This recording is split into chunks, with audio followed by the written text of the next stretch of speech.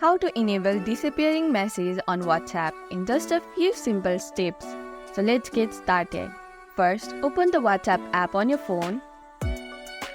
Here, tap onto the chat where you want to enable disappearing messages. This can be an individual or a group chat. Here, tap onto the contact or group name at the top of the screen to open the chat information. Now, scroll down and tap on Disappearing Messages. Then you will be able to select a duration.